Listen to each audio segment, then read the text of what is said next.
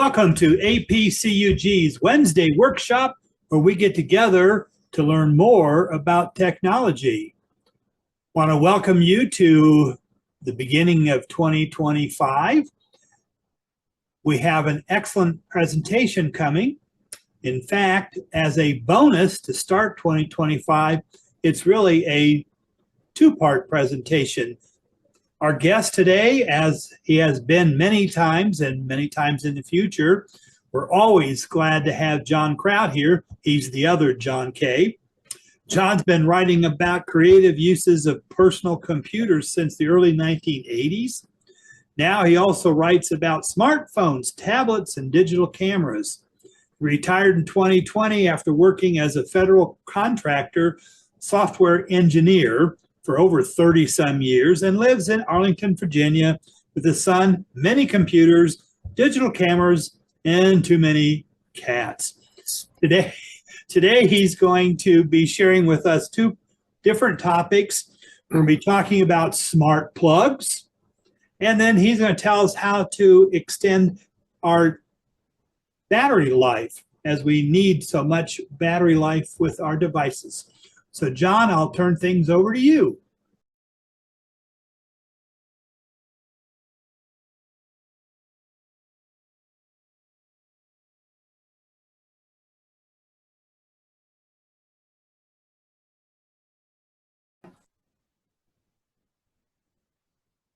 Welcome to APCUG's Wednesday workshop, where we get together to learn more about technology. Want to welcome you to the beginning of 2025. We have an excellent presentation coming. In fact, as a bonus to start 2025, it's really a two-part presentation. Our guest today, as he has been many times and many times in the future, we're always glad to have John Krout here. He's the other John K. John's been writing about creative uses of personal computers since the early 1980s. Now he also writes about smartphones, tablets, and digital cameras. He retired in 2020 after working as a federal contractor software engineer for over 30 some years and lives in Arlington, Virginia with his son, many computers, digital cameras, and too many cats. Today he's going to be sharing with us two different topics. We're going to be talking about smart plugs, and then he's going to tell us how to extend our battery life, as we need so much battery life with our devices. So John, I'll turn things over to you. Reminder on how you can do what the other John K just mentioned he had done during the first presentation, and that is you can save any screen, whether it's in a presentation or any other thing that you care about, to review the screen image now or later. And I have listed techniques for 4 different ways of watching a presentation: Windows, Macintosh, Android, and iOS, meaning Apple devices. And these show you the keyboard keys or the buttons that you must press together in order to save a screen image. It's not difficult, particularly on the Windows and the Mac. And it also shows you where each screen image is saved on your device. Now, this is important if you want to start using the information immediately. You will, for those of you who are signed on and can be identified in the participants list, you will receive a copy of these slides in a few days as a PDF file. However, I noticed that many of you are still signed on with only one name, and there's one person using a single name that I know was not assigned to him by his parents. That name is iPhone.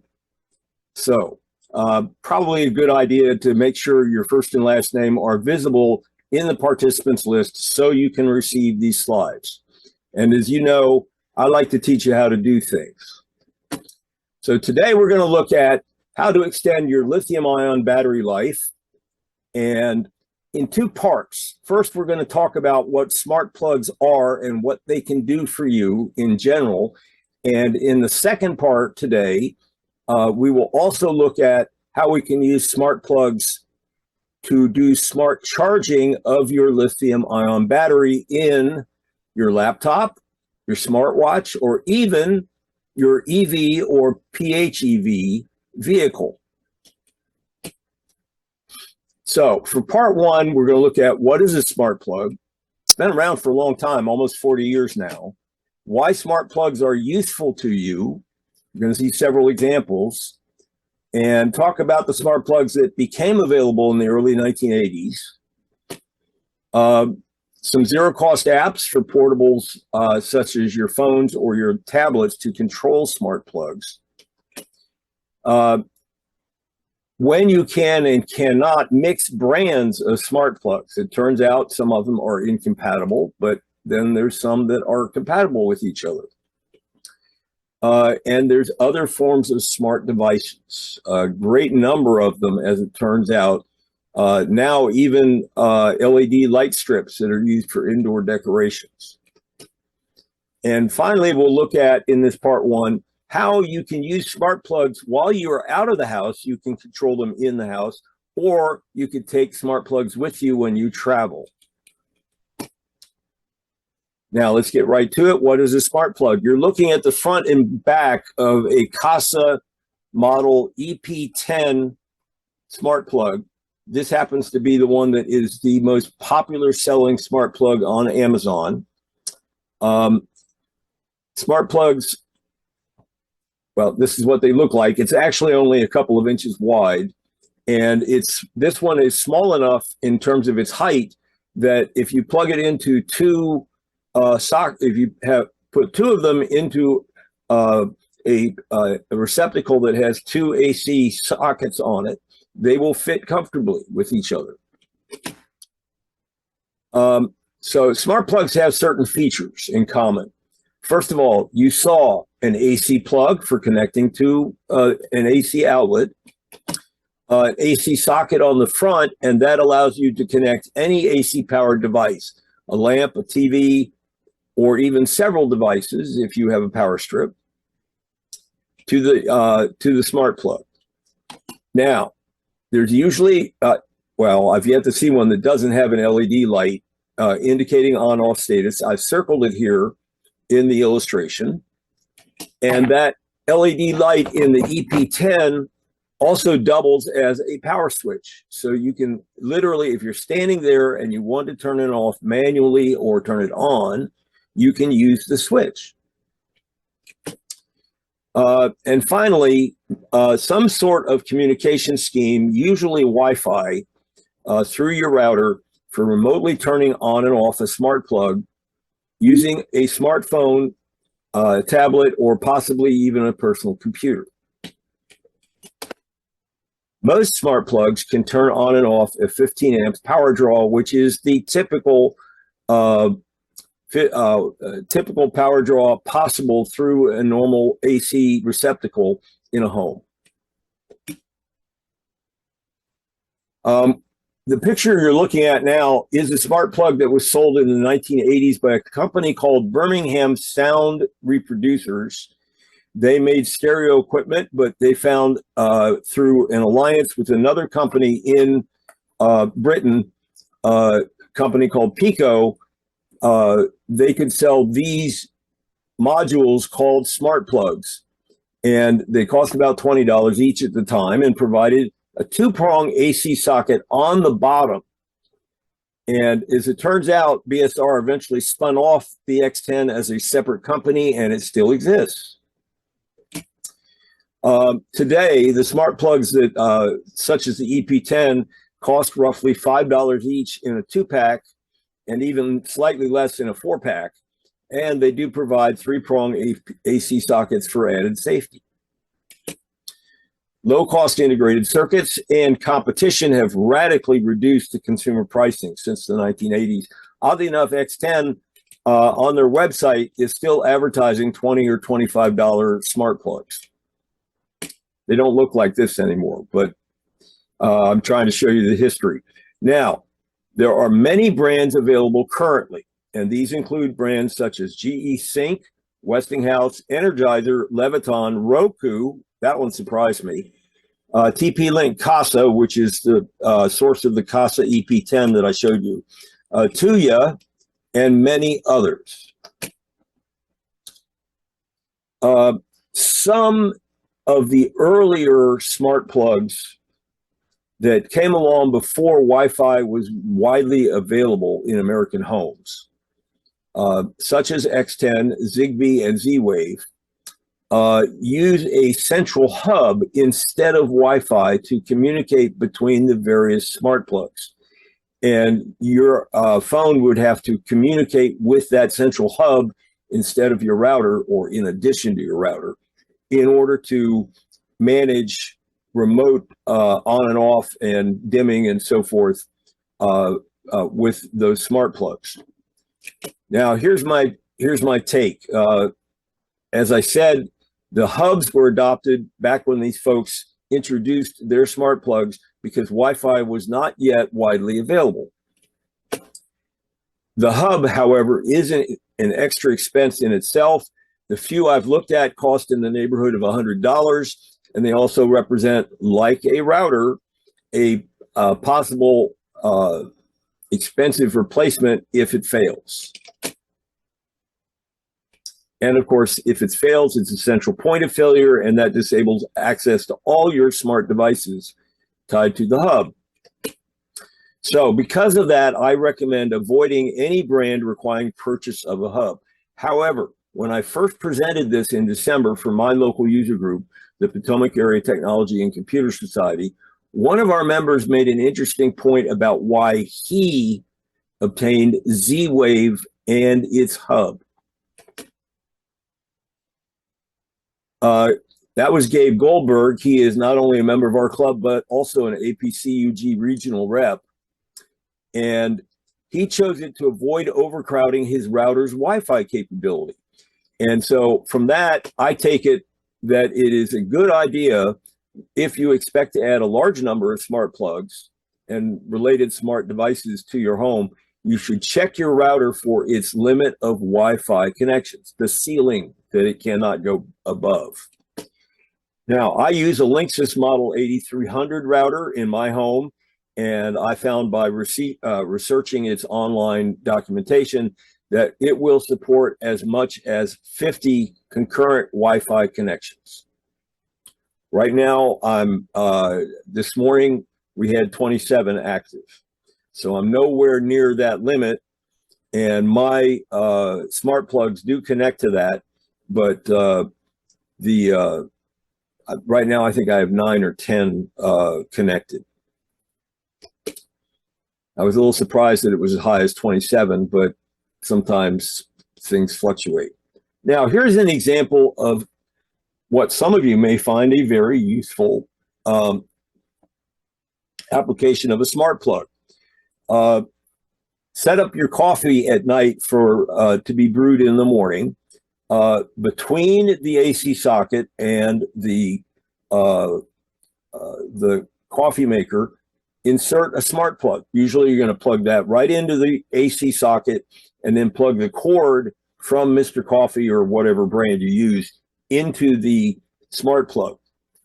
And you can use a very similar arrangement if you feel that you need a space heater in your bedroom or in the bathroom in the morning when you wake up.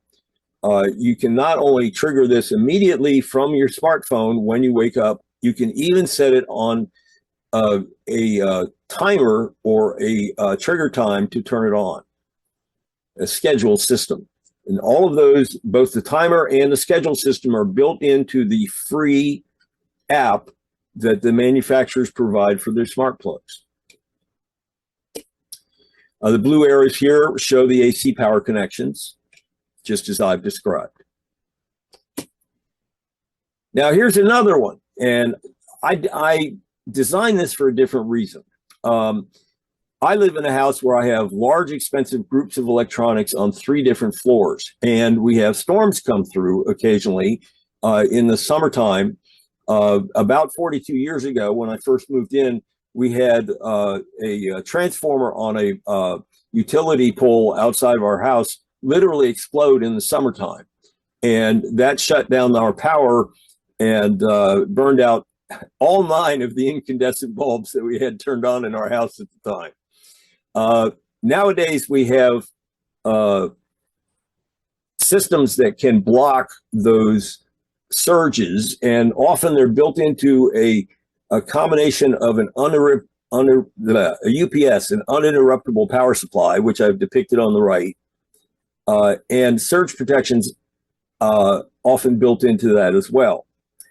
So what I proposed in my presentation in December was to connect to the AC receptacle a smart plug in between the receptacle and the UPS.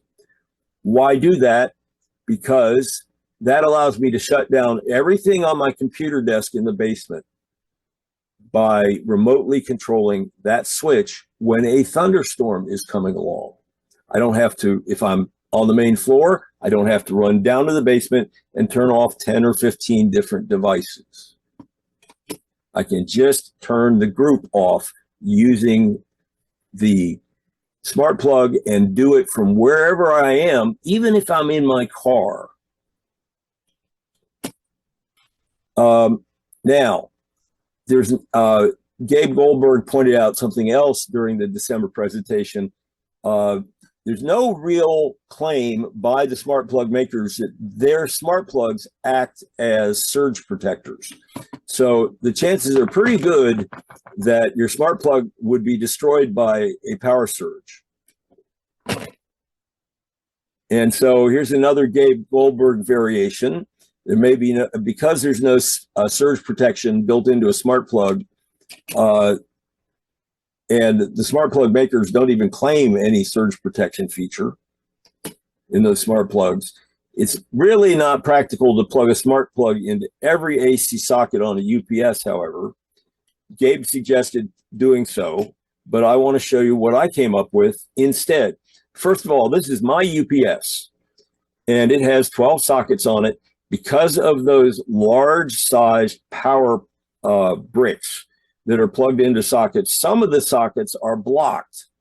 And so I really, although I have 12 sockets on it, really I was only able to use, 8. So I looked into something that would plug, where I could instead put one Kasa EP10 smart plug on the UPS and then run it to a power strip.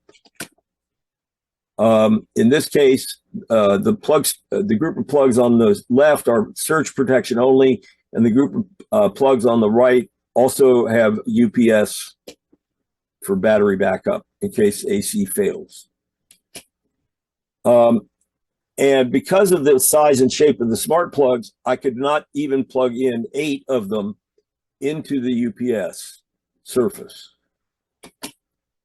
So I tried to do something different, and that is connect the UPS to the wall AC socket, as most of us do already, then plug one smart plug into the UPS on the side that has the battery UPS as well as the surge protection, and then plug into the smart plug a power strip, but not just any power strip. This one accommodates those large-sized power bricks pretty nicely. It's a strip from Monoprice, and it has 8 AC sockets on it, 2 in fixed position at the top near the power cord, and 6 that rotate. And you can see they're rotated into different positions in this picture.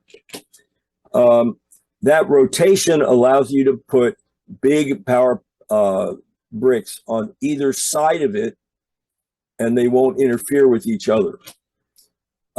Very easy to arrange multiple power bricks on the top or on opposite sides. And this price, as of the 3rd of January, for this particular power strip on Amazon was $21.32. This is what it looks like after I put it into use. You can see I've got a lot of sockets now available on the UPS. I've got one smart plug plugged into it, And then I've got the power strip AC line plugged into the smart plug.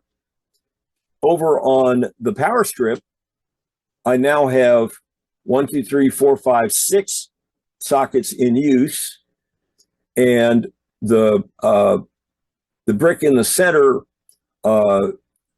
above the word or below the word monoprice powers one of my Raspberry Pi computers, and I've got room for a couple more. So I use 6 of the 8 sockets. The 3 largest power bricks I put on opposite sides on those fixed plugs and on the top, and they fit just fine in that arrangement. I've got 2 more power bricks or 2 more sockets available. If I wanted to add power bricks, I could just rotate those to opposite sides, and 2 more large power bricks would not interfere with each other. Now, that brings us to this concept, more generalized concept. In my house, in the basement where I'm sitting right now, I have a tower computer, a monitor, a printer, 2 network switches, a camcorder used as a webcam, and 2 Raspberry Pi computers, all on that power strip. In my top floor, I have a TV, a soundbar, a Roku box, a Blu-ray player, a network switch, and those are all powered by a power strip. And in my living room, centralized for easy access to Wi-Fi throughout the house, a router and NAS, network attached storage, powered by, again, a UPS. So there are other expensive things that you might want to turn off when a thunderstorm is coming, such as a major appliance, a dishwasher, clothes washer, clothes dryer.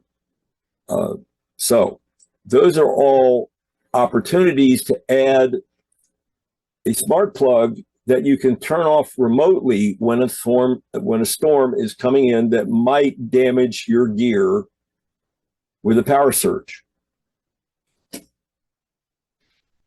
Now, it turns out that I would have to turn off half a dozen smart plugs to shut down all that gear in my house.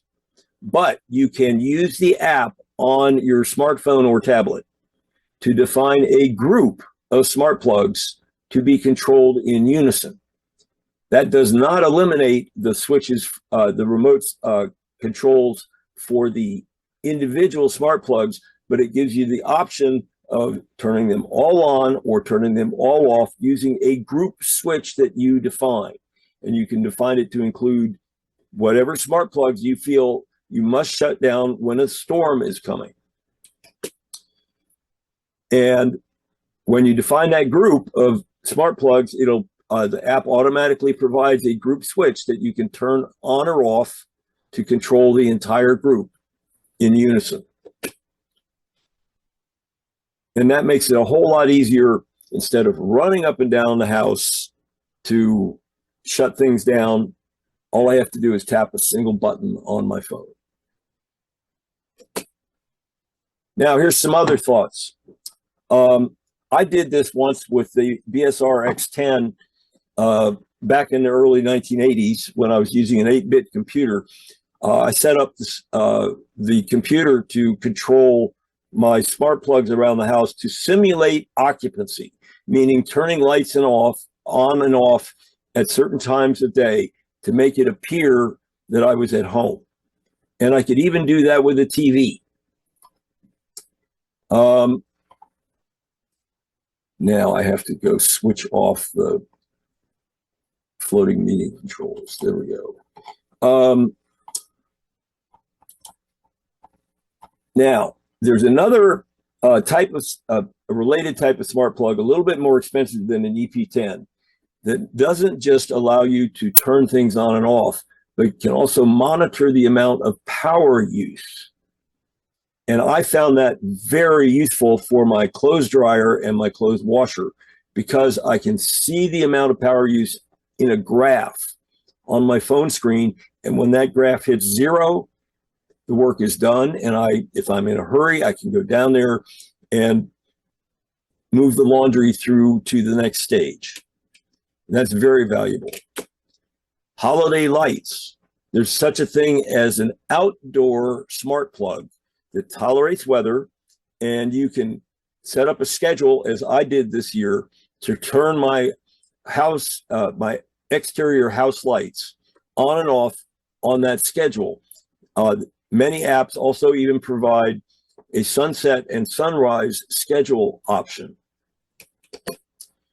And what we're going to talk about in part 2 is smart charging, so that you can charge something such as a laptop, smartwatch, and a pluggable hybrid electric vehicle to make sure that you don't cause damage to the lithium-ion batteries.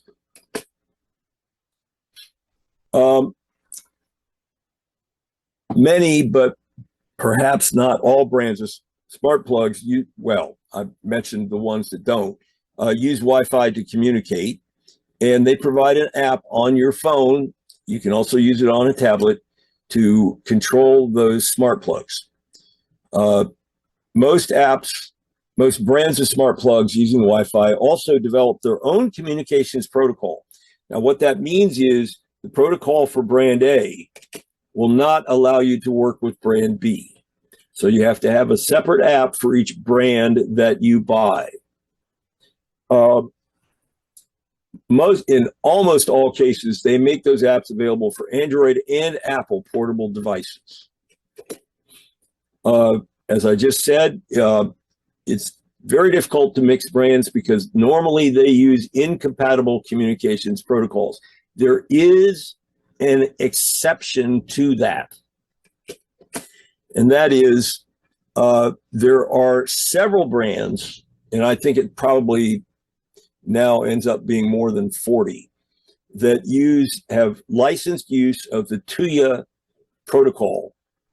And that includes HBN, I own one of those, and Alice Tech, and I own 2 of those. And so all of those can work with the same app. And that's something worth thinking about. Now, that app has a couple of glitches in it, but I still think it's a good way to keep away from proprietary types of situations that tend to keep your prices up. Okay, now what's in those apps? Those zero-cost smart plug controlling apps. A way to create a zero-cost brand account. Now, this is extremely valuable for many reasons. You also have a way to activate every new smart plug that you buy from that brand. You have basic smart plug remote on and off control. You have countdown timers that you can use to turn off and off, schedule a future action, turning off or on a smart plug. You have scheduling systems that work on specific times of days, and you might use those for starting your coffee maker or space heater in the morning. I use a sunset to sunrise schedule for my outdoor holiday lights. Also for one indoor holiday decoration that occupies an entire window. And I'm going to show you in part 2 different control apps, one for Kasa and one called Smart Life that works with TUIA. And those allow you to schedule turn on or turn off events at any specific time. Both also allow you to schedule for an event for local sunrise and local sunset. Now you might wonder, how do they know what's local sunrise and sunset? Well, they either use the location option, which is tied into GPS, global positioning system data from satellites, or they ask you to type in your zip code. It's one of those 2 methods. And then they use their own database to compute what your local sunrise and sunset times are each day. Now, some third parties have also developed apps that will control certain brands of smart plugs. You can check that on the Microsoft Store for your laptop or your desktop computer. Now I have to get rid of that thing at the top again. Let's see here. Every time somebody shows up in the waiting room, they turn on the video panel again. Whoops, nope. They turn on the floating meeting controls. Now I have to shut them both down. Let's see, hide the video panel and hide the floating meeting controls. John, just let you know, we don't see that popping up anymore.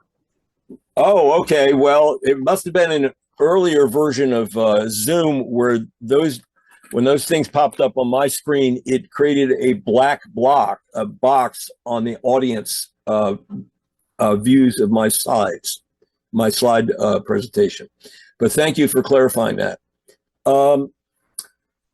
Now, also some smart devices, including all of the smart plugs that I purchased, are compatible with voice assistants such as Alexa or Hey Google or Siri.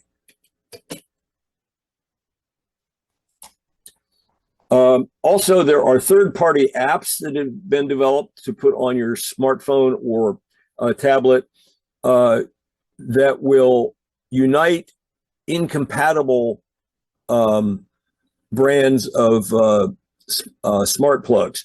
They have names such as Thread, Matter, IFTTT, which stands for If This Then That, Apple HomeKit, and Samsung SmartThings.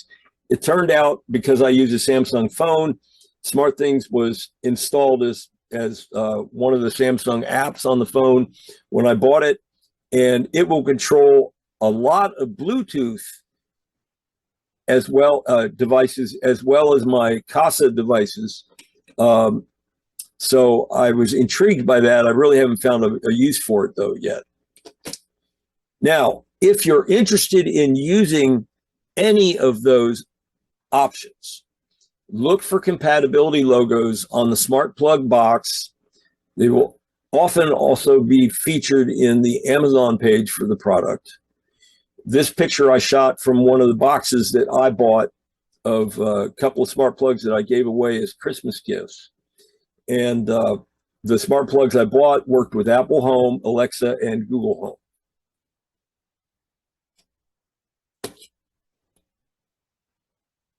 There are other smart devices that are made by a lot of the smart plug makers. Now, for instance, here, if you find the smart plugs themselves to be intolerably ugly, you can build a smart plug into the wall. And here's an example, a dual smart plug built into a wall socket. The two buttons that I circled here are for manually turning on and off each of those two sockets. And of course, you can do it remotely through your phone as well. Here's an outdoor smart plug. It has two buttons on it for controlling the two sockets. And there's also a single outdoor socket version. A wall switch for lights. This wall switch will let you turn on and off the lights. It will also let you control dimming of the lights. And here, if you still want to control your lighting, but you don't want to put in a new switch, which may mean paying an electrician, you can buy a smart light bulb. And this not only provides dimming control as well as on and off, but also color control. So you can change the color produced by the light bulb. The only thing you don't get when you use this approach is there's no switch, no local switch that you can tap directly.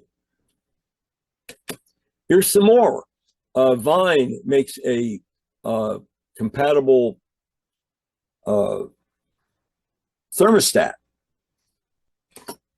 Here's a power strip that has 6 individually controlled smart outlets on it as well as 3 USB ports. I do not believe those are controlled.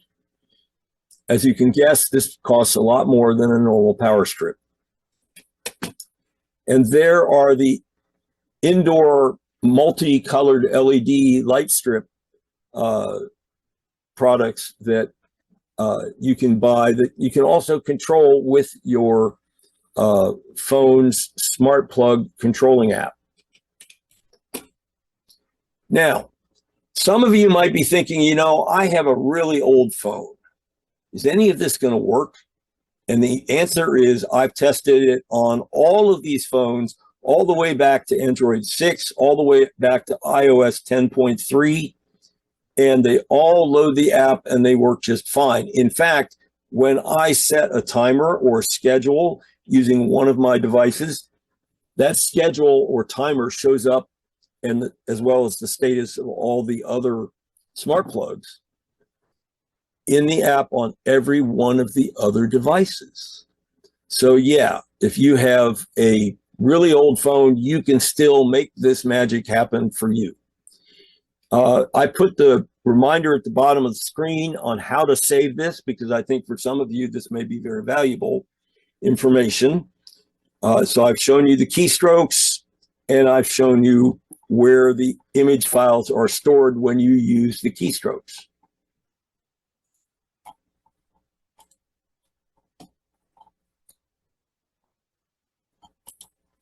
Okay. So I've given you several seconds to find those keys and save this if you're inclined to. Let's go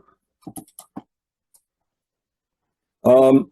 Now, I did some tests to determine how well or poorly the smart plugs work while I'm out of the house. And it turns out to be a simple test. I disconnected my smart plug from my home Wi-Fi. My smartphone from my home Wi-Fi, so that its digital service was entirely through a nearby cell tower. I call this the cell tower test. And while it was disconnected from Wi-Fi, I was able to turn on my Alice Tech smart plugs and turn them off using the Smart Life app on my smartphone during the test. Alice Tech is one of the companies that makes TUIA compatible smart plugs. I was able to turn my Kasa smart plugs on and off using the Kasa app on my smartphone also during the test. So I could do that if I were 1,000 miles away. I could do that if I were commuting, which I don't anymore. So that's a good result. Now, suppose that you want to take along a smart plug while you go on vacation. I'm sorry, this is not that slide. My mistake. As it happens, you can take a phone with you if you're going on a vacation of several days, and it can still, as long as you're in range of a smart tower, a cell tower, or a Wi-Fi, you can still control your home smart plugs when you're away for several days. But if you want to do simulated occupancy, keep in mind that Wi-Fi and cell towers are not available everywhere, particularly where I like to go. Places like Yellowstone National Park. I recommend that you install the Smart Plug app on a portable that you leave at home, a tablet or a retired smartphone, and let that run the schedule for you. Make sure that you leave it plugged in so it stays powered up. And that will allow you to be assured that your smart plugs are simulating occupancy or doing whatever else tasks that you need to have done while your phone happens to be out of touch with the cell tower or Wi-Fi. Now, taking them with you. I did a test for this as well. What I did, I wanted to figure out how to demonstrate spark plugs at my local user group meeting place, which does have Wi-Fi. So I went out there prior to the meeting and tested connecting both Kasa and Alice Tech smart plugs. It turns out that when you switch from the smart plug from one Wi-Fi service to another, you have to tell it about the new Wi-Fi. The Alice Tech plug connected to Wi-Fi after only about 30 seconds because the Smart Life app that I use to control it told it what the new Wi-Fi login information was. And it did that through Bluetooth, so it was very fast. The Kasa plug connection to the Wi-Fi at the meeting location, it required me to type in the password for the new Wi-Fi service that it was connecting to. And it took careful reading of the app instructions, and I had to type the password, which is about 30 characters long and involved a lot of numbers. So it wasn't so easy. When I went back home, the Alice Tech reconnection to my home Wi-Fi was also effortless as it was when I took it to the meeting place. But guess what? The Kasa app, the connection of the Kasa smart plug to my home Wi-Fi took the same level of effort, which involved retyping the home password for it to use. So yes, the Alice Tech had a definite edge if I were going to be traveling a lot. And that Alice Tech model is YSP 102, and that is the model that I bought first. And it turns out the reason I bought it is because I found an app on the Microsoft Store that claimed it would use on my laptop computer, it could control the YSP 102 smart plug. And I connected my smartphone to the, let's see here.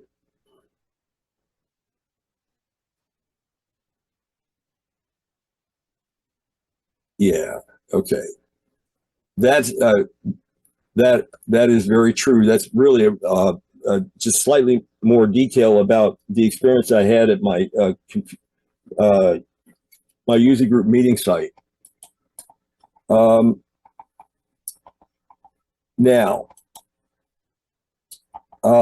if you are interested in using all of the brands or any of the brands that use the TUIA communications protocol, this website gives you a list, which turns out not to be complete, of models and brands of smart devices that are compatible with the TUIA communications and the Smart Life app that I use on my phone for controlling those smart plugs.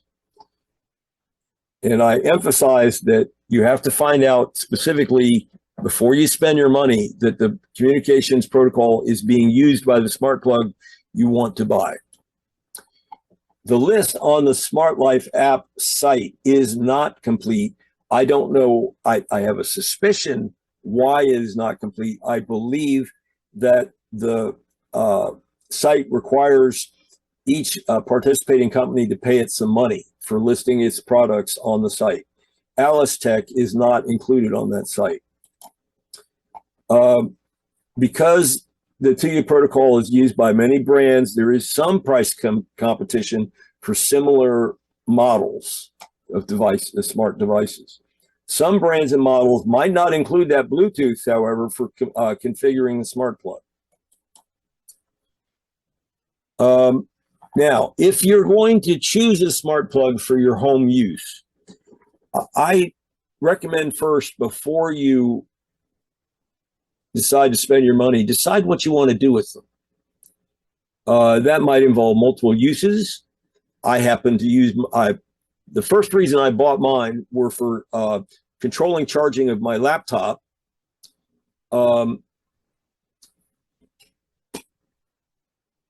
Read reviews of the smart plug apps. Are the apps reliable? Are they bug-free? Do they stay connected to their smart plugs? Do the apps auto reconnect after a power outage and the Wi-Fi is restored? I've had a couple of minutes of power outages since I started using these things. It did, the Kasa smart plugs did reconnect automatically after a power outage. If you use a voice assistant, make sure the smart plug models you buy work with the voice assistant. Not all of them do. And there's that same picture I showed you previously. Look at the box, look at the pictures of the box on the retailer's website to find out whether or not they do work. Now that's the end of part one. I'm going to stop sharing briefly and see if we have any immediate questions. So there, I've stopped the share. Bill, do we have any questions?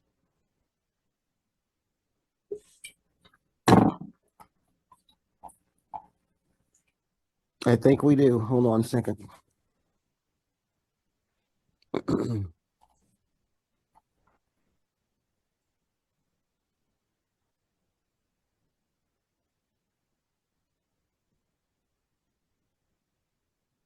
There was a comment about the Kasa brand is a TP-Link system as part of the PC-Link system product line.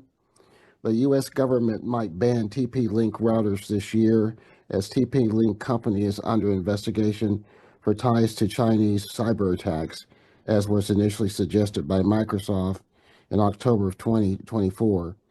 I am aware of that. Yes, TP-Link is at least related to the Kasa brand, and it's unclear to me the extent to which a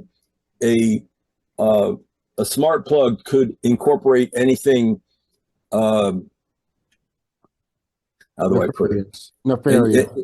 Yes, right. Any malware or nefarious behavior. I think it's more likely that the app would do that. I would also say that if you're interested in using this technology, just about all of it originates in China. I'm not saying that it originates in the sense that it was designed there, but it's almost always built there. Anything else, Bill? No, I had a question. I noticed that one of the plugs that I'm more familiar with is Wemo, and I noticed that you did not mention that. Is that because it's more proprietary? No, how do I put this? Gently.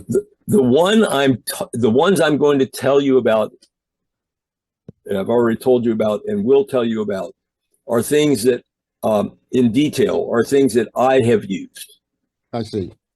And I know going through, every time I walk through a store that has electronics and they have a display of smart plugs, I run into brands I've never heard of before. The fact is there are literally dozens of brands and I cannot possibly investigate them all. So it is no negative reflection on the brand that you are familiar with. It's just time doesn't permit me to do that much research and in particular spend the money to try things out. So that's the answer. And another question too is that some smart plugs are compatible with Android and Apple and those such. So would you not recommend that they try to find one that has both protocols? Well, as you saw in my chart, both the Kasa app and the Smart Life app for controlling Tuya compatible smart plugs are available on both new and old versions of the operating systems for Android and Apple portable devices. Okay. My gut reaction is if they don't support both, they're cutting themselves off economically from half the market.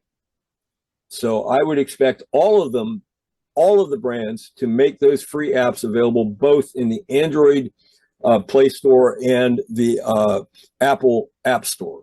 But that doesn't mean that they aren't idiots. They might only support one or the other. The only ones I've looked at support both. And the last question, I think, well, I got is there a power rating on smart plugs? Definitely. Most smart, because the U.S. standard for residential homes is that a particular circuit breaker or fuse will support 15 amps. Most of the smart plug devices will support 15 amps. It's also, I'm looking at one of them now, roughly 1,800 watts. It's actually a little bit more. So yes, I do not know of any that will support more. I have come across some that will only support a 10 amp circuit instead of a 15 amp circuit. But those are relatively rare. And frankly, if you don't know what power rating is at your AC receptacle, don't buy a 10 amp version. And another question, does the smart plug app allow copy and pasting the Wi-Fi passphrase instead of having to type it in? That's a good question. I haven't tried it. It strikes me that is very likely, but I have not literally tried it. One of the things I would suggest, and this is from my experience, is that when you're creating your Wi-Fi passphrase, try not to make it too invariably long, because sometimes you have to actually type that in or use some sort of manual control to do that. If you have Yes. 24 characters long, you're just set yourself up for failure. Very true. Okay. That's all I have. Very good. So folks, if you think of questions later, keep in mind that you will be able to send them by email to Kathy, I think, assuming that her power is ever restored.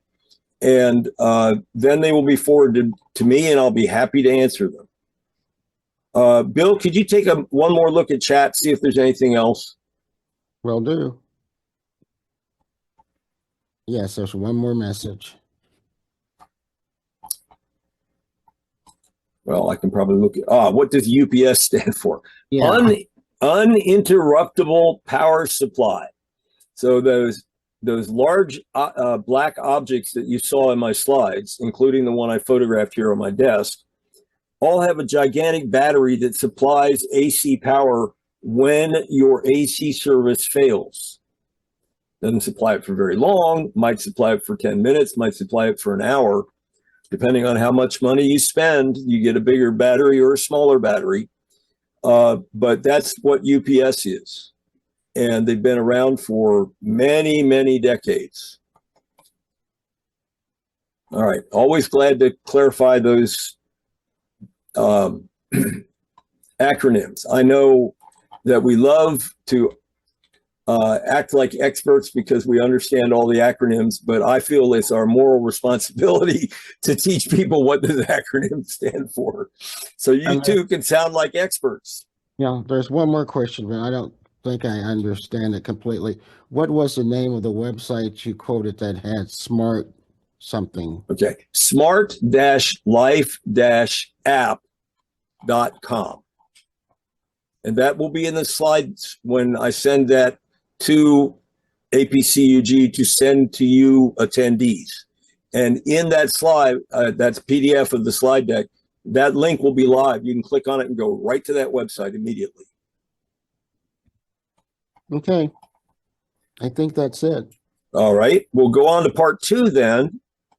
I'll go back to my slide deck. Here we go. Now, let's get rid of these floating meeting controls. and we'll go to part 2. Now, in this part 2, we're going to discuss something that dawned on me. I've never seen it written about, but it dawned on me that it was had some distinct advantages, which is to use a smart plug app with a timer, a countdown timer, to control charging of your lithium-ion battery in your smartwatch or your laptop, or for that matter, your vehicle on a specific duration. And I'm going to walk you step by step through how you can do that and why. Okay, so that's our goal for this part 2. It turns out it takes only a simple 10-minute battery charging test to calculate the battery charging rate. And that is the key to this entire process, knowing the rate at which your battery charges. Using that information, then the starting battery charge level and the desired high level where you want the charging to stop, you can calculate a charging duration. And you can, I am going to show you how to use that calculation information to control countdown timers for smart plugs using both the Kasa app and the Smart Life app. Those things are remarkably similar in how they do it. So first, we're going to talk about duration-based charging. Lithium-ion batteries are widely used in many of the digital devices that are now part of our lives, and that includes smartphones, tablets, smartwatches, laptops, and even EVs and PHEVs. Now, the mortal enemy of a lithium-ion battery in any of those devices is heat. Why is that? Normal charging in the range of 0% to 20% is slow, and the unused electricity that is supplied by the charger creates heat in the battery. And heat is also created when you charge in the range of roughly 80% to 100%. And again, that charging is slow, and the unused electricity also heats the battery. And the point is that heat damages part of the battery's chemistry so that it cannot charge that part any longer. Repeat that enough times, and your battery capacity is a pale shadow of its original value. In my presentation for Wednesday workshop in May of 2024, I showed you that some Android phones and iPhones have built-in optional limiters to prevent charging above roughly the 80 to 85% range. So it's your responsibility to make sure that you don't let it fall below 20%. And in that presentation, I showed you apps for both types of phones that would give you alarms so you would know when you get close to that 20% low level. This is a graph that I found online, and the source for it I've mentioned here in the upper right corner. And this shows you roughly what charging does in a lithium-ion battery. It turns out different batteries have slightly different chemistries. Each battery maker thinks it's found the holy grail of high efficiency charging capability by tweaking the chemistry. But they all generally follow this curve. The green curve is voltage, and the blue curve is current, meaning amperage. And as it turns out, the range, the graph is voltage and current in the vertical and time in the horizontal. You can see time is divided into three ranges: pre, CC, and CV. Pre is 0 to 20%. CC is 20% to 80%, and the last 20% from 80 to 100 is represented by CV in this graph. So you can see that in the CC range, it is largely, but not completely linear, the voltage. So what we're going to do is look at how we can sort of simplify it by assuming it's linear, and then use a 10-minute test to figure out the rate of charging in that 20% to 80% range.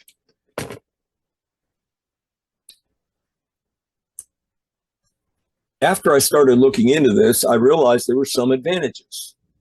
The software to control duration-based charging exists as smartphone apps for controlling smart plugs, and it costs nothing. Software is completely independent of the brand, model, and operating system of the device being charged. And that means you don't have to run anything special on the device being charged in order to make sure that its battery is treated with respect over the long run.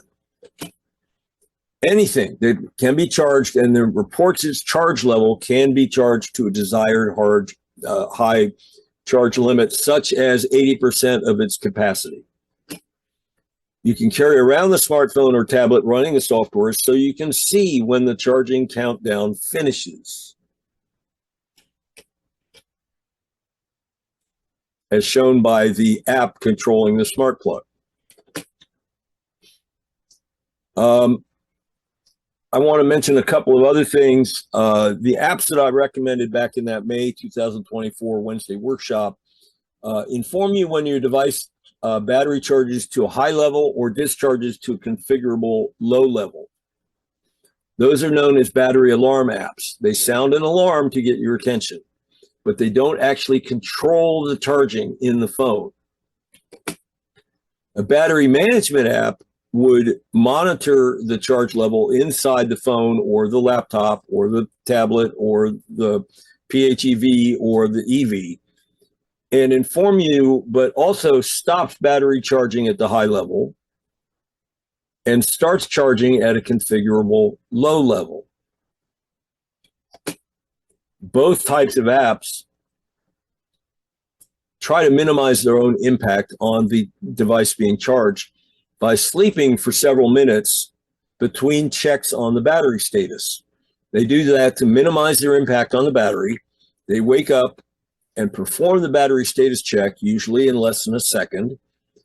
Then if they find it necessary, they do notifications to you as the user and charging control if necessary. And then they sleep again and repeat the process. And that's both types of apps. Some apps also let you configure the sleep duration. And so initially when I started using this approach, I was setting the duration as 5 minutes, and later I set it at 8 minutes.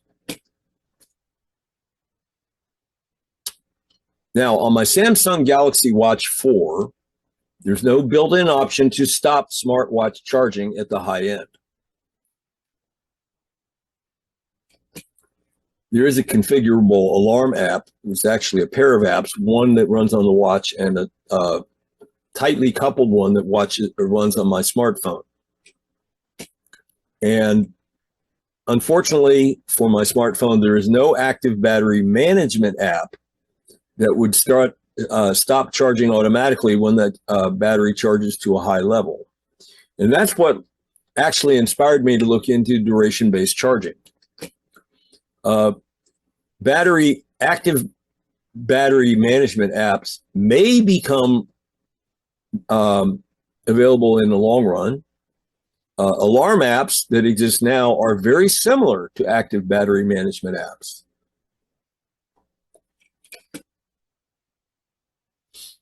So how can a smart plug app help? The apps I have tested, the Kasa app and the Smart Life app, both include the ability to run a countdown timer for a chosen smart plug. And at the end of the countdown, you can either tell it to turn on the smart plug or to turn it off. For our purposes, we're going to start it to begin charging and then use the countdown timer to shut it off at the end of the countdown. Through observation of my smartwatch charging, I found that my smartwatch can charge at a rate of 0.7% per minute. And my watch face displays the battery charge level, so I know when I have to start charging, and when I don't want to sit around while it's charging because it takes a while, typically 85 minutes or so. So I once I start charging, I want my phone and the app on my phone to use the countdown timer to turn off the charge level, turn off the charging when the predetermined time has expired. Now, what I found, and I've had the most experience using this for my smartwatch, what I found is that the actual duration to get exactly to 80% does vary a bit. Now, why does that happen? Primarily, it's the position of the wireless charger disc relative to the bottom of the smartwatch, where the induction coil that receives the wireless power is located. Offsetter slows down charging time. There's also a possibility that local air temperature will impact it as well. It seems like it takes less time to charge in the summertime than it does in the wintertime. Both the Kasa brand app and the Smart Life app provide a countdown timer control. I suspect most other apps will also do that.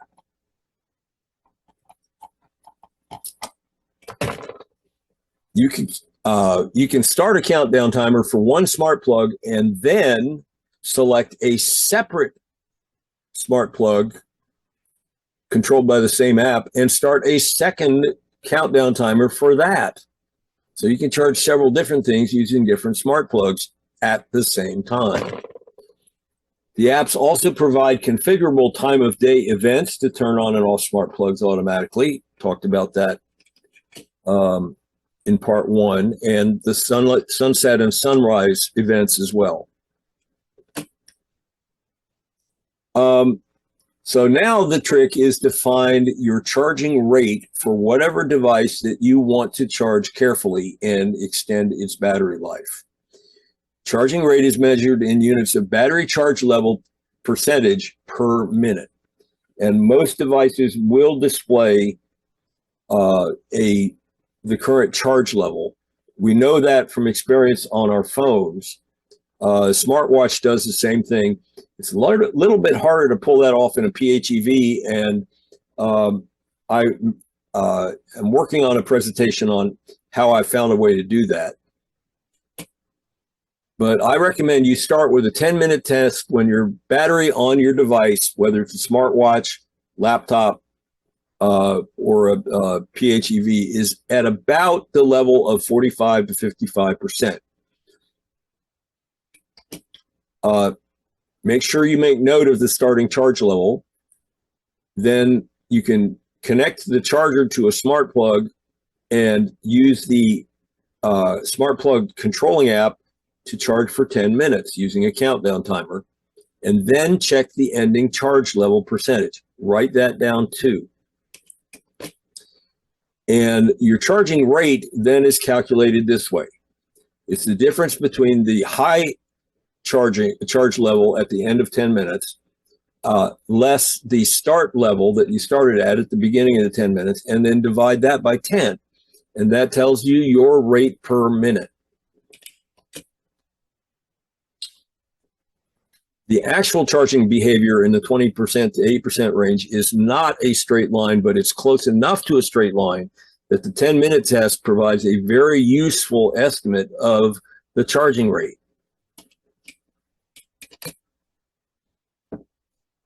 Now,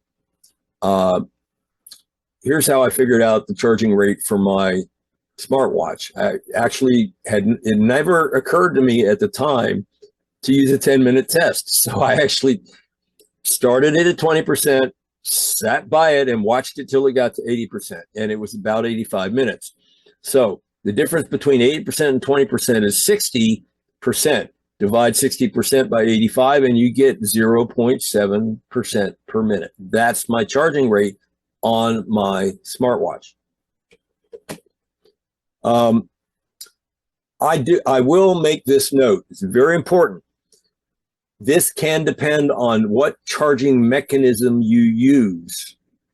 Now, I happen to replace the charging block that I have the smartwatch charging disc plugged into, and I use a 5-watt USB charging block. If your charging block delivers more power than that, then your rate could be much greater than mine. Why did I decide to use that minimal 5-watt charging block? And the answer is because that has much less risk of heating up the battery during charging. When I did the 10-minute test on my Windows laptop, I found that it charges at a rate of 1.25% per minute. And when I did the 10-minute charging test on my pluggable hybrid electric vehicle, which happens to be a Prius Prime built in 2020, its battery charges at a rate of 0.25% per minute. And that's on my charger system that plugs into AC power at home. It's a portable charger that's included with the vehicle. That rate will be different on level 2 chargers that provide more power than the little old AC charger that the Prius purchase included. Okay, once you've got that rate information, your next step is to figure out your charging duration.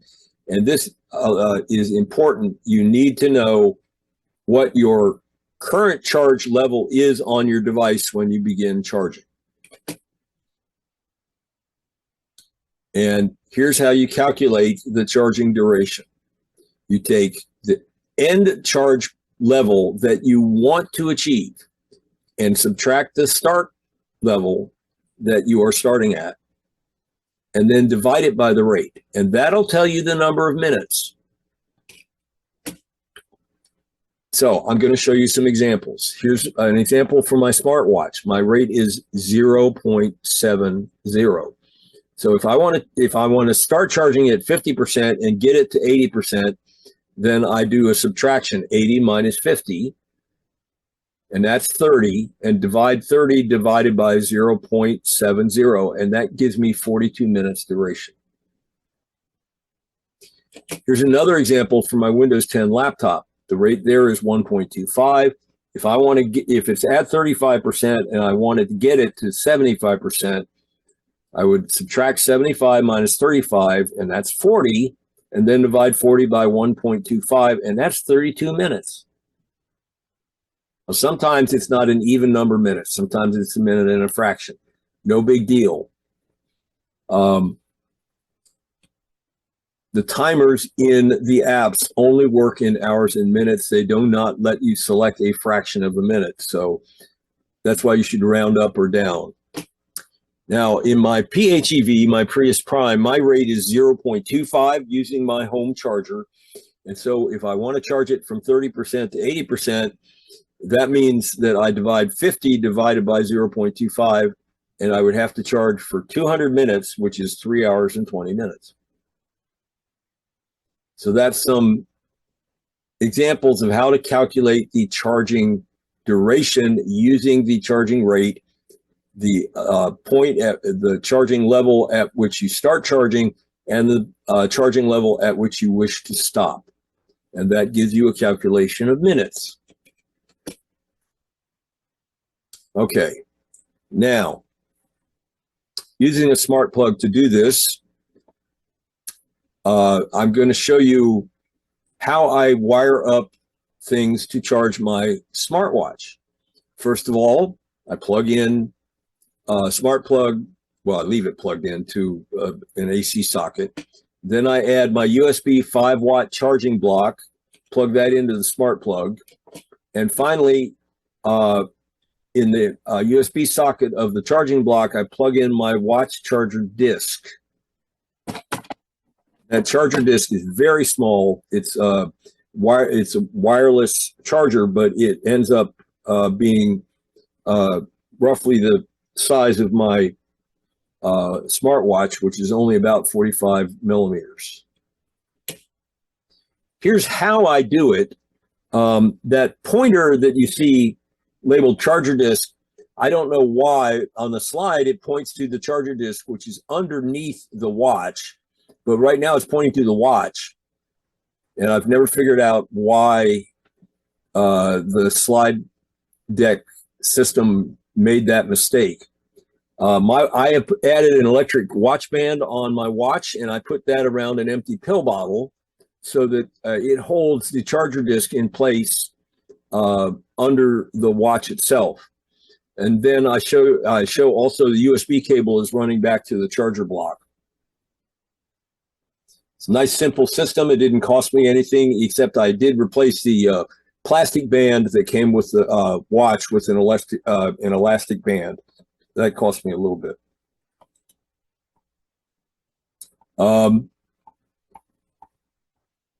right, now suppose you want to use this approach, duration-based charging, for a laptop.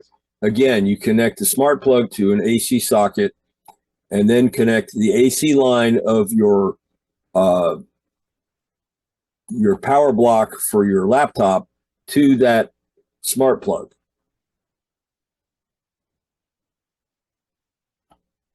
Finally, you take the output wire of the AC of the power block and plug that into the laptop. Here's an outdoor smart plug. I actually own this one. You plug that into it. Now, for some reason, I didn't put a picture of an outdoor AC socket here, but the idea is that you use this outdoors. And ideally, you have an outdoor socket that uses an outdoor ground fault circuit interrupter, GFCI.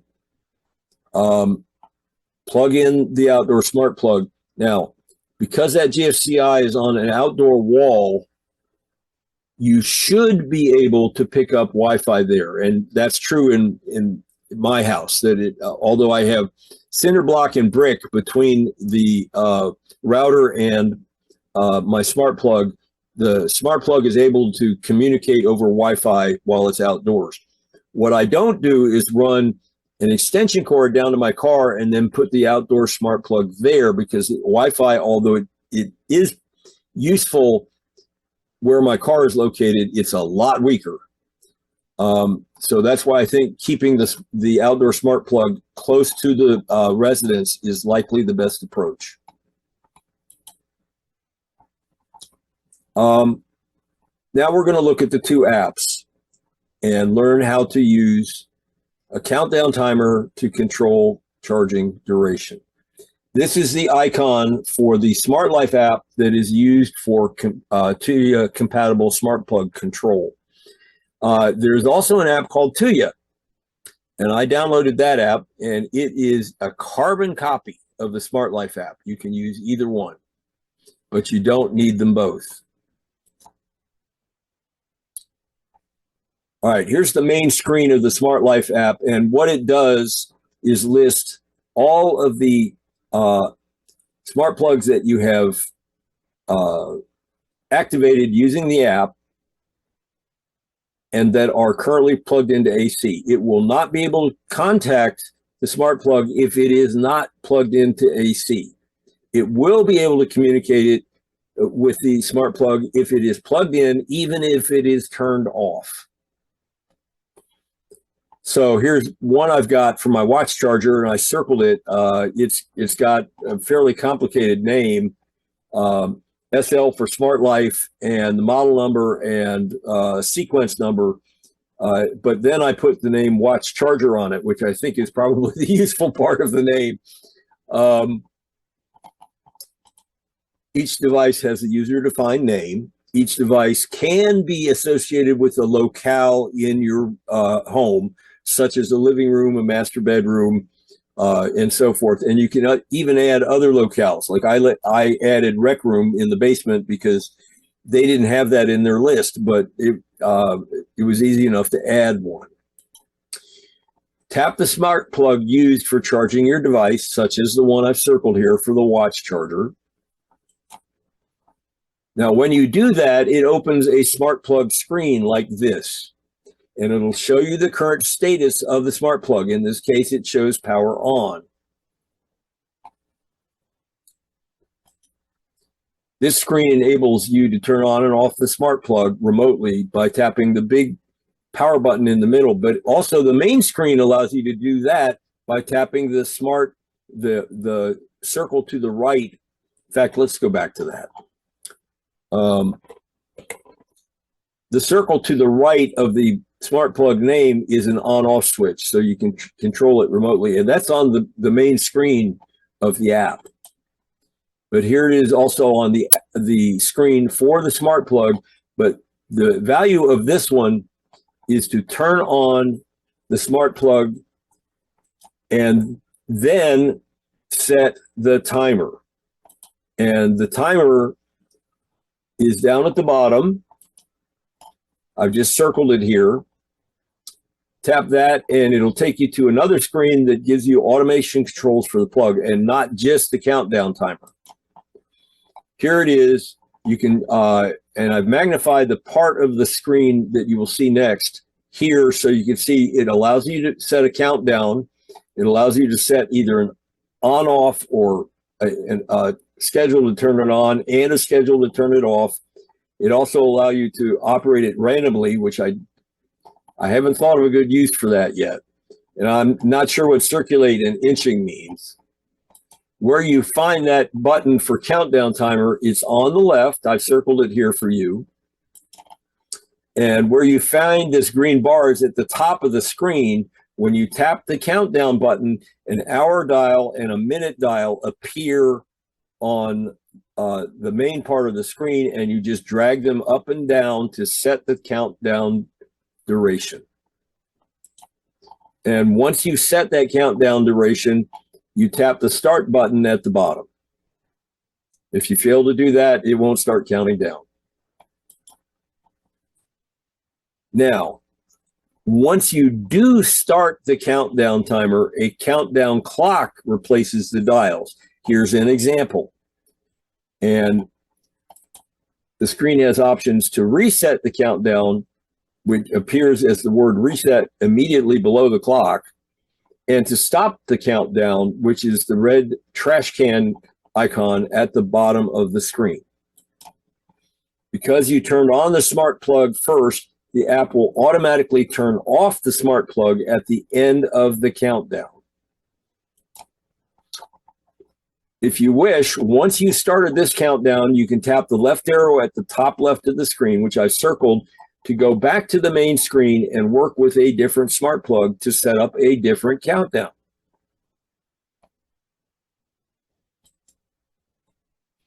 Now we're going to look at the Kasa app, and here's its icon. This is what it looks like on your phone or your tablet when you install it.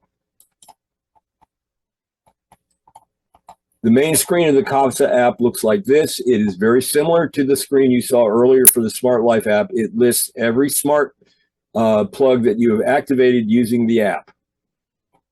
And each I have given a name. Again, it will allow you to identify each in association with the location, such as a bedroom, living room, kitchen, or the rec room in my case, which I added to this app.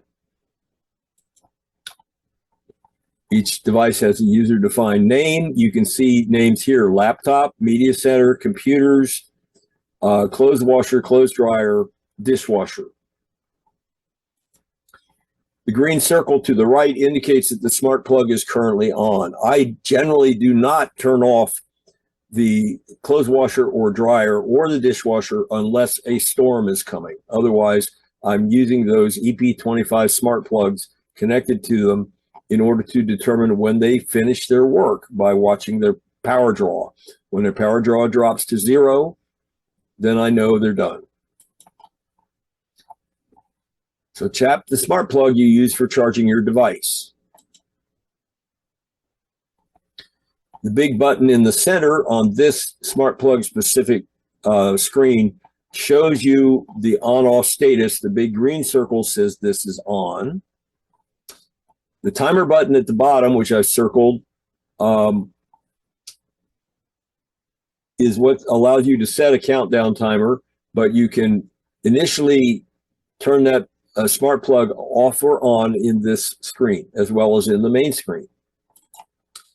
You turn it on to begin charging, tap the timer button at the bottom, and it opens a screen that has, well, no, I just magnified the bottom of this screen. That's right. And I've circled the timer button to make it super easy for you to recognize. Once you tap that button, it takes you to this timer screen where, again, you have an hours dial and a minutes dial to drag up and down.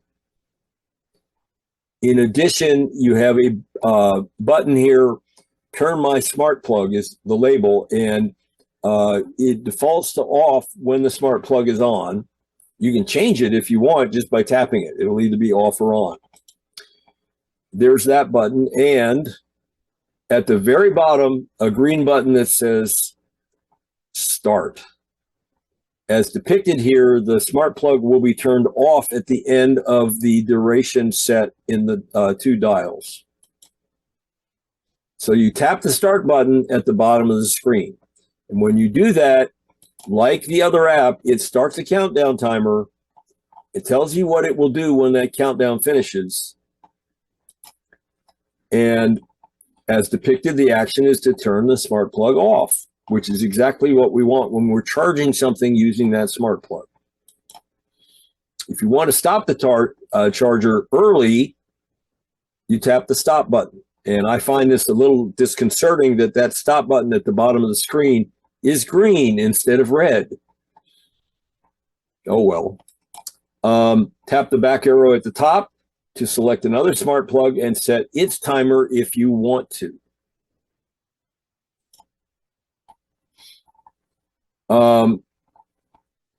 As I mentioned in part one, you can create you are required to create a zero cost app account.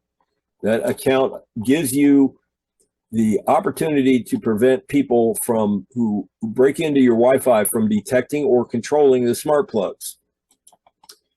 And you can install that app on tablets and retired smartphones and use the same account to configure that app on those devices. Then that app on each device will then automatically show you all the same smart plugs that you activated with that app because it's all part of your account. And of course, it also allows every one of those devices to control the smart plugs through the brand's server farm while you are on the road. It'll all be relayed to your phone when you carry it and you consult the controlling app on your phone.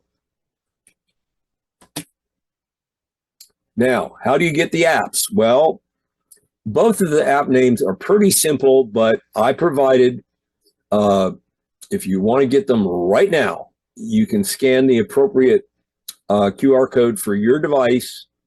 You can also, if you're watching on a computer, you can save this screen and use those QR codes later if you wish. I've again put reminders at the bottom showing you how to save it and where the saved screen image is found on your computer.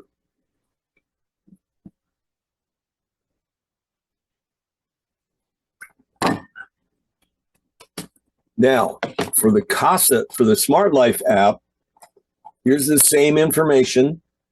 If you want to scan those, the appropriate QR code for your device right now, you can install the app immediately.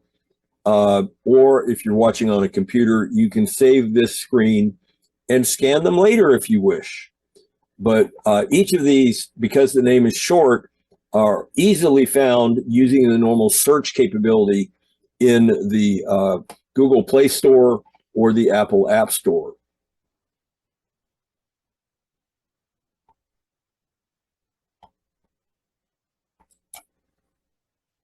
Okay. I mentioned this earlier, the Kasa model EP10 smart plug is very, very popular on Amazon. It's the #1 best-selling smart plug. But there's something else that you should be aware of, and that is because of that popularity, developers create custom Windows or Mac software for controlling the EP10. And I've tried some of that. One of them failed. It turns out I've also tried one that controls Smart Kasa, 2U compatible smart plugs. That one never even detected the smart plug from Alice Tech that I was trying to control. And the app that said it would work with Kasa smart plugs actually did control the smart plug for 2 charging cycles, and then it continued to operate, but it no longer controlled the smart plug after that. Both of those apps are available for free from the Microsoft Store. I'm not going to tell you about them because they just don't work. For the EP10, if you buy a single one, the price on January 1 was $7.99. The box of 2 EP10s, which is known by the product identifier EP10P2, was $10.99, which means they cost $5.50 each. And a box of 4 EP10s on that day was, which is known as product identifier EP10P4, was $18.99, which amounts to $4.75 per smart plug. And those prices go up and down a little. They were at this price level during the Black Friday week on Amazon. Then they went up, and then they came back down on January 1st. I don't know. I haven't looked at it lately. I don't know exactly what it is at today. And that's the end. And I will be happy to take questions on this subject as well. Let me just stop the share. Voila, faces again. If Judy were here, I know she would say to John, fantastic, specific step-by-step instructions that anybody could follow. Yeah. Yep. Click by click, tap by tap. That's what I try to do for you all. John, I do have a couple questions. Please. Okay, go ahead. The first one is, there a Linux app link? You provided one for your Android and the Windows and the Mac, but is anything for Linux? It varies. You mean to capture a screen? Is that what you're talking about? No. The app for the smart plug. I'm not aware of any. Let me put it this way. I use Linux in Raspberry Pi computers, which are desktop computers. I'm aware of a few other people in my user group who use Linux on desktop computers. Android is how do I put it politely? It's a stripped down version of Linux. And so if you have a portable Linux device, I would expect the Android app would be worth a try, but I can't swear to it because I haven't tried it myself because I have no portable Linux devices. Okay. I would think it would be the same as the problems you ran into with the Windows software version would be the same. It's designed for the smartphone and being able to access from here and far. And the second one, which is a really good question, until we set up a smart plug duration charging, what is the best way to optimize battery life?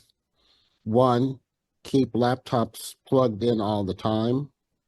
2, unplug laptop when it's at 80% and go through discharge to 20% and then recharge. Version 2, although I would add, I bought my laptop in mid-2021. I'm about to replace its battery. Something else I'm going to write, and I might turn this into a presentation also, is Windows includes the capability to see the battery history. It's literally how its capacity has declined over time. And I was shocked that during the time frame from mid-2021 to the end of 2023, when basically I kept the laptop plugged in constantly, its actual battery capacity declined by more than 23%. So that's proof positive that what you do has an impact on your battery life. I did buy another battery. I'm going to have it installed shortly. And now, for the most part, when I'm not using that laptop, I turn it off. And it has an app which I wrote in Python to manage its automatic charging between to charge to 80% and to discharge to 20%. You can actually configure it and choose those upper and lower levels. And yeah, if I get around to writing enough documentation for it, I might make it available for beta testing. But between the two choices that you read out, Bill, choice 2 is by far the better. Okay. And one more question. Someone said not to use your device while charging. You have any advice? Well, you can't really use the smartwatch while charging. At least it can't be on my wrist unless I'm tethered to the charging system myself. But I think most of us would say we bought the laptop to be used. It will charge faster if it's turned off, but you can't see its charging. You can't see its level of charge at any time while it's turned off. You have to turn it on to do that. So I charge it while it's turned on and while I'm using it. It turns out, though, that I've learned on my laptop, I can't say this for every laptop, but on my laptop, the charging rate does not vary depending on how I use it, unless I'm using it to record video or do something or editing photos with Photoshop or something else that really intensely uses the CPU. Absent that, if I'm web browsing, if I'm writing a presentation, the charging rate does not seem to vary much. I was going to say this, John. I know I use laptops now almost exclusively, and unfortunately, I try to, when it gets 100%, I try to unplug it and run on battery till it goes back down. But I never am aware, to get to that 80% mark and then pull it out because I'm not paying attention. Is there any way of trying to monitor the 80% level? Yeah, there is. This is. I don't recommend this app, and I'll explain why in detail here in a moment. There is a battery alarm app on the Microsoft Store for Windows laptops called Pure Battery Analytics. And it allows you to set an upper limit and a lower limit, and it will sound an alarm when you hit those two levels. When you hit the charge level, the high level while charging, but you have to be there to stop the charging. And sometimes I'm not. It's a battery alarm app. Okay. Now, the reason I don't like it is because it does not allow me to change the duration of sleeps between checking the battery states. And the problem with that is that sometimes it goes past 75% or 80% or whatever the upper limit that I have set, simply because it doesn't wake up precisely at the moment when 80% is hit. If the wake up period is 15 minutes, it can go way beyond 80% during charging. And what I did in the app that I wrote for charging my Windows laptop is when it gets within 10% of the high level, it switches from the 8-minute configured sleep time to 30 seconds. And so it wakes up frequently and checks. And I've never seen it go past the high level that I set using that. It turned out yesterday was the first time I saw it go below the low level, because when it gets within 3% of the low level, it switches to that 30-second sleep time.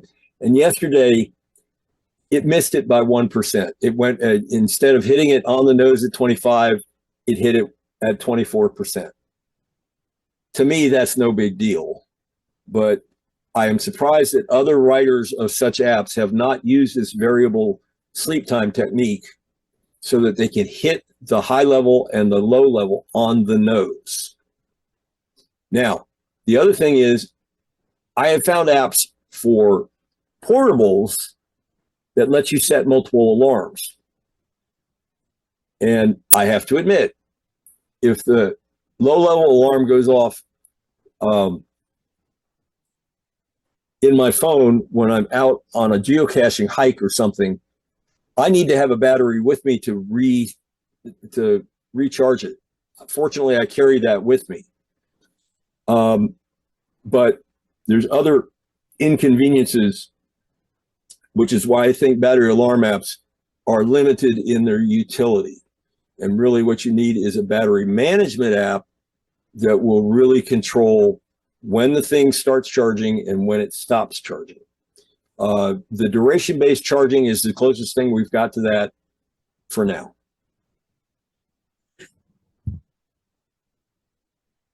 Bill, you're muted. I have one more question, and this has to do with the smart plugs.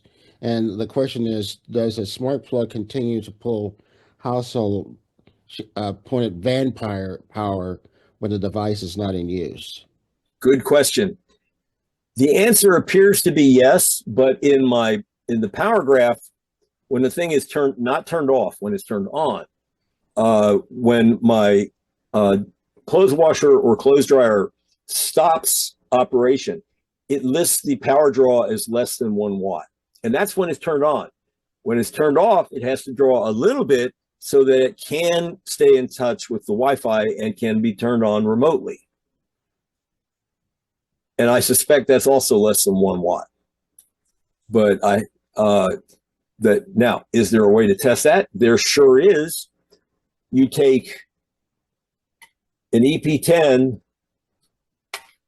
I don't know if you can see this, but the one in this hand is an EP25, the type that monitors power draw. You plug an EP10 into it, and using this approach, while the EP25 is turned on, you can test the what you call the vampire consumption of power by a turned off EP10. But that's how you'd have to do it. John. John, you can open it up for questions from our audience. Sure can. And if you have something you'd like to share or other questions, do what Joel did. Hit that button that says raise hand, so you go to the top of the list, and then you can have your turn. So Joel. Okay, I was just going to remark that there is an open source controller for remote devices like this. It's called Home Assistant, and it has its own Home Assistant operating system that will run on various computer types. You can either run it on a dedicated computer that you have sitting around doing nothing, or you can run it on a Raspberry Pi, or you can run it under a virtual machine. Although it's a little tricky there because you got to be sure that virtual machine is actually on your home local network subset, because otherwise the remote app that runs on a smartphone or an Android or also other mobile devices won't be able to find it. But basically, it sounds like that with the controller apps that you were talking about for the Kasa, that the iPhone app is the one that actually drives the automatic scheduling. In the case of the Home Assistant, it's the Home Assistant virtual machine or physical machine that drives everything. And you can bring up an app on your Android or your iPhone that talks to that Home Assistant, Right. and then control manually devices going on and off, or you can define schedules which are set up on the Home Assistant operating system that control the automation. And it looks like that does support the Kasa.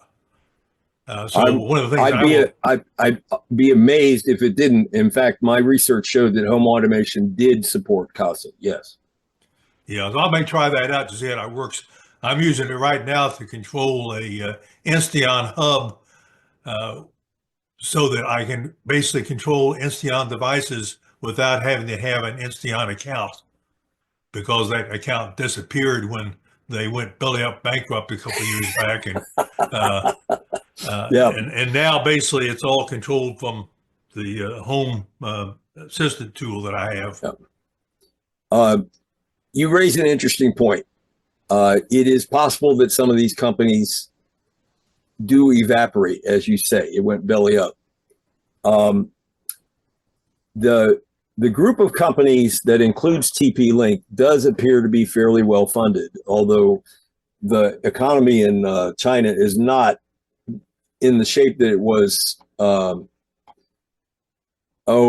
years ago. You might want to consider using smart plugs that are at least where the company is based in the US. There's a little bit of a problem when you try to approach things on that basis, because often companies such as GE are now licensing their name rather than making products and selling them. So finding out whether or not the actual owner is in China or the US now becomes fairly difficult.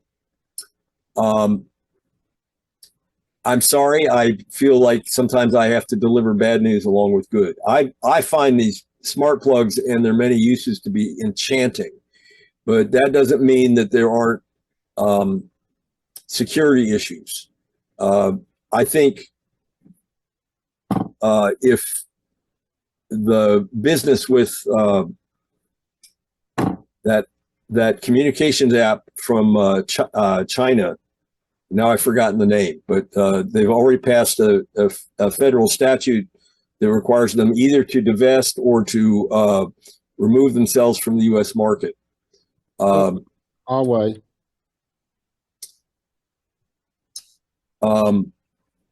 But if that goes through and they are removed from the U.S. market, I think that would encourage the new administration to consider going after some of these other folks like TP-Link. You had your hand up, Bill. Yeah, I was saying, I thought it, two things. I thought it was Huawei, the ones that makes the phones, HAUWAI or something like that. They make switching systems that are used by many of the primarily mid-size and small telephone companies in the United States, because they couldn't afford the current version of an SS7 from Bell Labs. So that's not what I'm talking about. I'm talking about what's it called? TikTok? Oh, TikTok. Yeah. That's been the subject of, it wasn't just a regulation, it was actually a federal law that was passed. And they are trying, TikTok's US subsidiary is trying an appeals process through they filed a lawsuit and they're trying to do an appeals process through federal courts to have that statute invalidated. Right. I used to work for a company that made automatic fingerprint identification systems, and they used only IBM servers to do that. But many of you may recall that IBM sold not just their personal computer line, but some of their servers to a company in China called Lenovo. And when we put some of those into the governments, the governments of the United States, the state governments and the federal government are the major market for these things. We put some of those Chinese-built Lenovo servers with the IBM name federal data center, and their system caught those things sending emails to China. And as you can imagine, that put our company in very hot water. So they told the U.S. government they would replace those with servers made by Dell. And so they switched to Dell with servers, and that made the government happy because those things don't send emails to China. But you can see you can end up in hot water with the government in many different ways. And this has become a political issue now because security of the United States is a political issue. Just by the way, today I tried, some of you know that when I do a long presentation like this, I often go hoarse, particularly in the winter when the air is so dry. And today I started out with 3 cups of water and a couple of throat lozenges, and I feel pretty good right now.